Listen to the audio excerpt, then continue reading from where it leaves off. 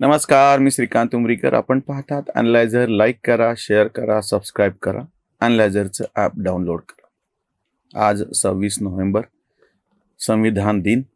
26 November 1949ला आपण हे भारताचं संविधान स्वीकारलं. म्हणजे आपणच ते तयार केलं आणि आपण आपल्यालाच अर्पण केलं. We the people of India, आम्ही भारतीय लोक, अशी त्याची ती प्रस्ताविका आहे. आणि हे सगळं लिहून आम्हाला हे अर्पित करत आहोत, असे त्याचे शेवट आहे. आणि नेमकं कालच, म्हणजे बघा काय योगायोग आहे, आज आपण संविधान दिवस साजरा करतो आहोत. आणि काल श्रीराम मंदिरावरती भव्य असा भगवा ध्वज फडकवण्यात आला.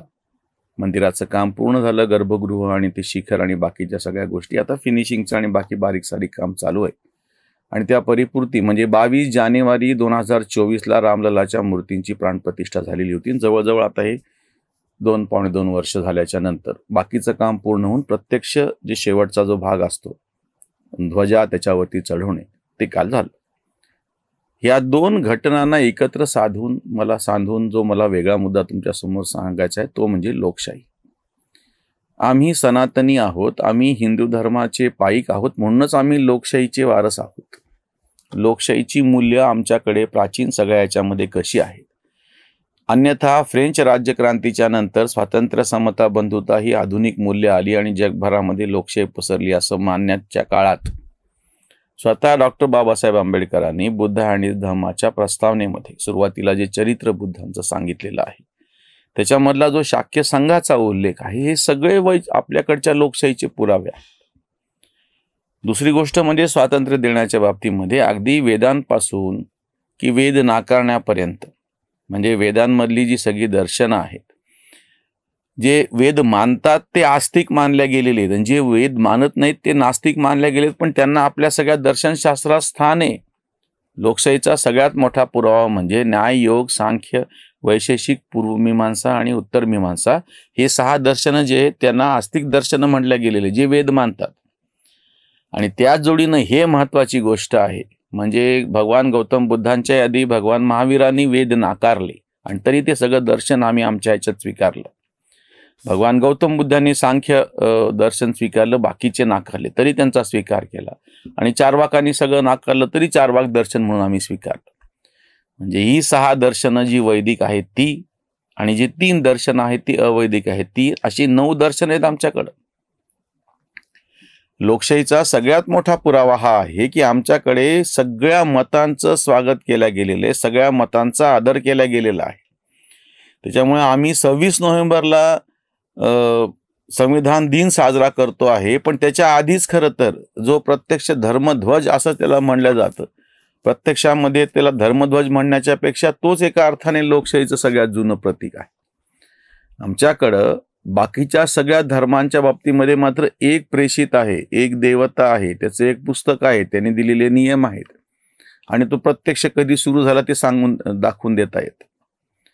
पण सगळ्या जगभरामध्ये सनातन नावाचा असा एकमेव धर्म आहे, म्हणून त्याला धर्म म्हणताच येत नाही बाकीच्यांच्या तुलनेमध्ये, की जो कधी सुरू झाला काही सांगताच येत नाही. त्याचा कुठला एक असा धर्मपुरुष जो आहे, एक देवता आहे सांगता येत नाही, एक पुस्तक आहे सांगता येत नाही, एक आचारसंहिता आहे सांगता येत नाही. ही जी सगळी भारतभूमी आहे, आज राहुल गांधी सारखे India is a union of state सारखी बाष्कळ भाषा फुटीरतावादी जी करतात आणि बाकीचे करतात, त्यांनी ह्याचं उत्तर द्यावं संपूर्ण भारतभरामध्ये. म्हणजे अगदी आताचा भारत आहे, त्याच्यानंतर आताचा पाकिस्तान आहे, आताच्या अफगाणिस्तानचा मोठा भाग आहे, त्याच्यानंतर बांगलादेश आहे, त्याच्यानंतर ब्रह्मदेशाचा काही भाग आहे, कितीतरी किंवा दक्षिण आशियातले देश आहेत. अशा प्रचंड मोठ्या भूभागावरती जे जे काही सगळं त्या काळापासून जनजीवन चालत आलेलं होतं, त्या सगळ्याला भारतवर्ष असं संबोधलं गेलेलं. आमचा लोकशाहीचा सगळ्यात जुना पुरावा द्यायचं म्हणलं तर संपूर्ण भारतभर, संपूर्ण जगभर विखुरलेली जी मंदिरं आहेत त्यांच्यावरचं जे शिल्पांकन आहे त्याच पद्धतीचं आहे. ते काही बदल झालेला नाही त्याच्यामध्ये. अगदी भारतामध्ये सुद्धा काश्मीरच्या ह्याच्यामध्ये त्या मोंढेराचं जे गुजरातमधलं जसं सूर्य मंदिर आहे तसं तिथलं सूर्य मंदिर आहे. आणि त्या सूर्य मंदिरावरती ज्या पद्धतीचे सगळं शिल्पांकन किंवा त्या मंदिरांचे जे सगळं हे आहे, वास्तुशास्त्र आहे, शंख चक्र गदा पद्म हे ज्या क्रमानं आहे त्या विष्णूला केशव विष्णू म्हणायचं, सगळीकडे तेच आहे. असे तू हिमाचल असं आहे ते. म्हणजे हे जे आमच्याकडे प्रचंड मोठ्या प्रमाणामध्ये ही भूमी सगळी एक होती, ही भूमी विविध मतांचा आदर करणारी होती आहे. वेगवेगळ्या भाषा, आजही इतका मोठा लोकशाही देश नाही. आणि हे आम्ही हिंदू आहोत म्हणूनच आहोत, आम्ही सनातनी आहोत म्हणूनच आहोत. म्हणजे आजचं हा संविधान दिवस आणि कालचं ध्वजारोहण हे काही वेगवेगळ्या गोष्टी नाही आहेत. जे भारतामध्ये मुसलमानांना आणि अल्पसंख्याकांवर अत्याचार झाले म्हणून छाती बडून घेणाऱ्यांनी एक तरी उदाहरण द्यावं असं, की जर असं असेल तर तुम्ही भारत सोडून का नाही गेले. बाकीचा देश सोडून इकडे येणारे ज्या पद्धतीनं आपण CA ज्यांच्यासाठी आणलं, पाकिस्तान, बांगलादेश, अफगाणिस्तान या आपल्या लगतच्या देशांमधून धार्मिकदृष्ट्या उत्पीडन झाल्यामुळे इथे येणाऱ्यांची संख्या मला उलट सांगा. हे म्हणतात तर मग असे किती लोक गेले भारत सोडून बांगलादेशमध्ये, की नाही मुसलमानांना मुसलमानांना फार त्रास आहे. भारत सोडून किती जण गेले पाकिस्तानमध्ये, मुसलमानांना फार त्रास आहे म्हणून म्हणणार. हा जो भंपकपणा आहे ना, म्हणून म्हणतो की काल मोदींच्या हातानं ज्या ध्वजाचं म्हणजे तो प्रत्यक्ष ध्वज फडकला गेला ते फार मोठं प्रतीक आहे लोकशाहीचं. सगळ्यांना वाटताना असं वाटतंय आपल्या प्रत्यक्ष या संविधानाच्या ह्याच्यामध्ये सुद्धा रामराज्याची संकल्पना मान्य केली, रामाचं चित्र आहे काढलेलं संविधानाचं जे मूळ पुस्तक आहे त्याच्यामध्ये. त्यामुळे ही एक सगळ्यात महत्त्वाची गोष्ट लक्षात घ्या. भारत हा सनातनी आहे म्हणूनच आपण इतके पद्धतीने इतक्या वर्ष झाली निकोप पद्धतीनं लोकशाही राबवू शकलेलो आहोत. आज जे सगळे बोंबा मारतात, मी परत एक गोष्ट तुमच्या निदर्शनास आणून देतो. बिहारमध्ये जेव्हा निवडणुका झाल्या त्या सगळ्या प्रक्रियेमध्ये आंतरराष्ट्रीय निरीक्षक फार मोठ्या प्रमाणामध्ये सामील झाले होते बघण्यासाठी. हा जो विरोधकांनी विशेषतः राहुल गांधी सारख्या भंपकांनी वोट चोरीचा जो आरोप लावलेला होता तो लक्षात आल्याच्या नंतर आंतरराष्ट्रीय पातळीवरच्या पत्रकार आणि बाकीच्या सगळ्या अभ्यासकांनी सगळ्यांनी मिळून बिहारमध्ये तळ ठोकला होता 2 महिने, की नेमकं होतं काय, प्रक्रिया काय चालू आहे. एका सुद्धा माणसांनी जेव्हा प्रत्यक्ष त्या सगळ्या मतदार यादीवर आक्षेप नोंदला नाही, एका सुद्धा मतदारसंघामध्ये दुबार मतदानाची वेळ आली नाही, एका सुद्धा ठिकाणी अशा पद्धतीचा हिंसाचार घडला नाही, हे सगळ्या जगानं बघितलेलं आहे. निकाल काय लागला मी परत सांगतो, बाजूला ठेवा ही गोष्ट. सगळ्यात महत्वाची गोष्ट आम्ही सिद्ध केली आणि हे बोंबा मारा आलेत ह्यांचे स्वतःचे 36% 37% मतं जी आधी होती तितकीच कायम राहिलेली आहेत. हा जो भंपकपणा चाललेला आहे ना विरोधकांनी, RJD आणि काँग्रेसनी मिळून, ह्यांच्या सगळ्या मतांची बेरीज तीच आहे जी मागच्या वेळेस होती ती. म्हणजे ह्यांची मतं नाही कमी झालेली, त्यांनी त्यांची लाईन वाढवली, त्यांनी त्यांची मतं जास्तीची मिळवली, ती गोष्ट वेगळी. कसं काय वोट चोरी म्हणतात. म्हणून मला हे 2 प्रसंग एकत्र करावे वाटत आहेत.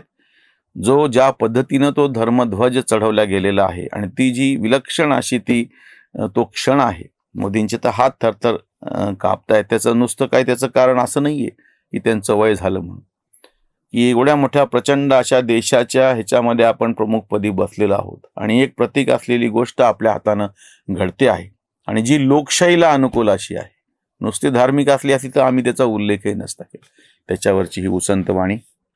श्रीराम मंदिरी ध्वज झळकतो, नवस फळतो शतकांचा, शतशतकांचे सोसूनिया घाव, मनी भक्ती भाव जपलेला. श्रीरामाचा किती झाला वनवास, तरी नाही आस मालवली. मंदिर बांधले आज चढे ध्वज, सनातन तेज झळाळते. अंधार मिटला झाली ही पहाट, केशरी ललाट उजळले.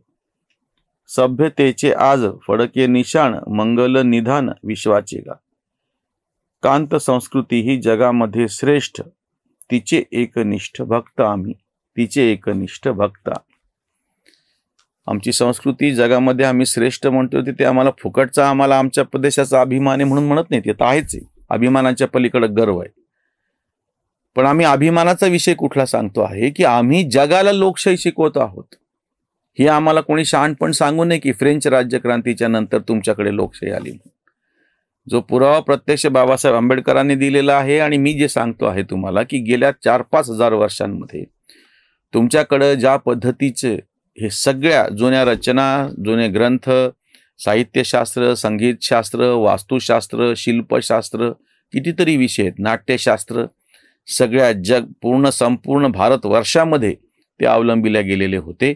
आमच्या एकतेचे कितीतरी धागे असे विखुरलेले आहेत संपूर्णपणे, आणि ते सगळे एकत्र केल्याच्या नंतर जे चित्र उभं राहतं ते सामर्थ्यशाली अशा भारतवर्षाचं आहे. ठीक आहे, कुठल्या तरी व्यवहारिक अडचणींमुळे आम्ही फाळणी मंजूर केली आणि सध्याचा जो आहे तो भूभाग आमच्या ताब्यामध्ये आहे. जो भूभाग आमच्या ताब्यामध्ये नाहीये, ठीक आहे, आपण सध्या त्याच्याबद्दल बोलणं बाजूला ठेवूयात. पण जो सध्या सगळा अख्खाच्या अख्खा भूभाग आमच्या ताब्यामध्ये आहे, तो भूभाग आम्ही संपन्न करून प्रत्यक्ष सिद्ध करून दाखवलेलं आहे की आम्ही लोकशाही कशा पद्धतीनं वाचवलेली आहे. केवळ आम्ही आमच्यापुरती वाचवली असं नाही, आम्ही जगाला लोकशाही शिकवलेली आहे. आज संविधान दिनाच्या निमित्तानं आणि कालच्या ध्वजारोहणाच्या निमित्तानं हाच संदेश भारताने जगभराला दिलेला आहे. इथेच थांबूया. धन्यवाद.